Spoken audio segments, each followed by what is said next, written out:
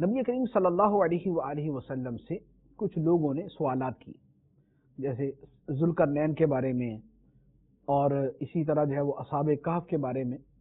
تو نبی کریم علیہ الصلوۃ والسلام نے فرمایا کہ میں تمہیں کل بتاؤں گا، یعنی وحی کی امید پر آپ نے فرما دیا میں کل بتاؤں گا. لیکن اس کے ساتھ انشاءاللہ نہیں کہا، یعنی یہ نہیں فرمایا کہ انشاءاللہ میں تمہیں کل بتاؤں گا، یہ فرما دیا کہ میں تمہیں کل بتاؤں گا. تو پھر اگلے دن وحی نازل نہیں ہوئی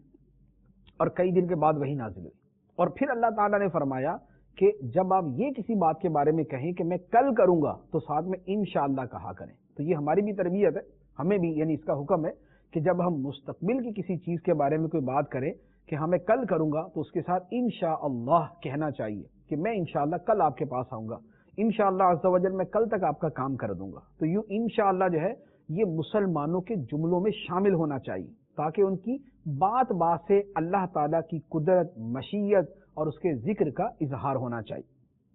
ارشاد فرمایا وَلَا تَقُولَنَّ لِشَيْءٍ إِنِّي فَاعِلٌ ذَلِكَ غَدًا إِلَّا أَن يَشَاءَ اللَّهُ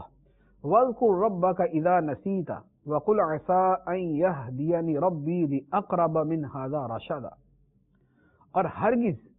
کسی چیز کے متعلق نہ کہنا کہ میں کل یہ کرنے والا ہوں، مگر یہ کہو کہ اللہ چاہے، یعنی انشاءاللہ کہو. اور جب تم بھول جاؤ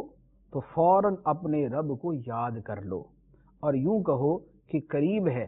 کہ میرا رب اس واقعے سے زیادہ قریب ہدایت کا کوئی راستہ دکھائے. یعنی اگر انشاءاللہ کہنا کوئی شخص بھول جائے تو جب اسے یاد آئے تو پھر انشاءاللہ کہہ لیا کرے.